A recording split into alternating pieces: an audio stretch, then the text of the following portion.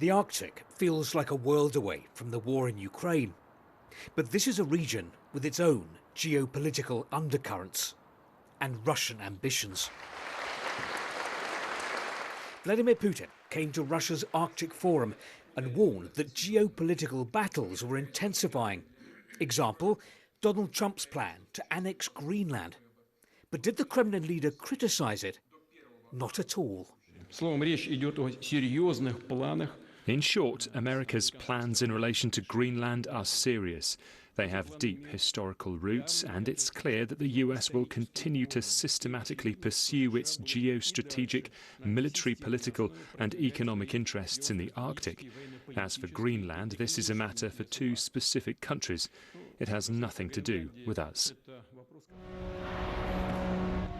What's more, even though Russia has been boosting its presence in the Arctic with more icebreakers and research ships and military bases, the Russians have an offer to America.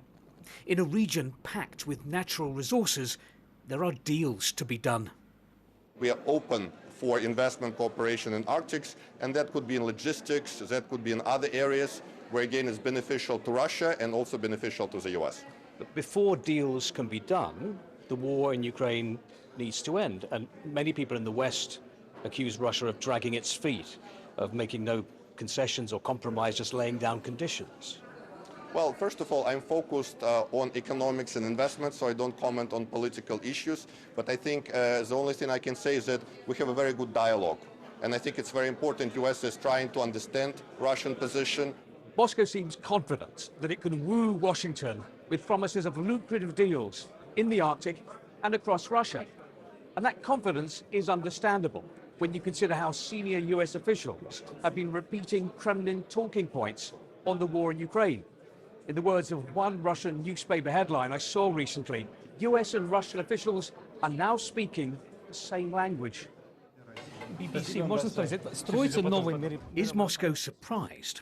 To find out, we tried to speak to one of the most powerful and shadowy figures in Russia, although he was in no rush to speak to me. Nikolai Patrushev used to run the FSB security service. He's now President Putin's aide. When we finally caught up, I asked, are you shocked by the speed of America's U-turn towards Russia?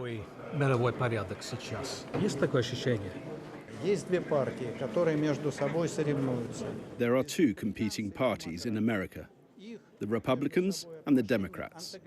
When the Democrats were in power, they took one view. The Republicans have another. It doesn't mean that they agree with Russia's standpoint, just that they have their own, which they promote, and we can cooperate with them. New partnerships, new alliances. It's beginning to feel as if the old world order is cracking, and that it's the Kremlin and the White House who are breaking it. Steve Rosenberg, BBC News, Murmansk.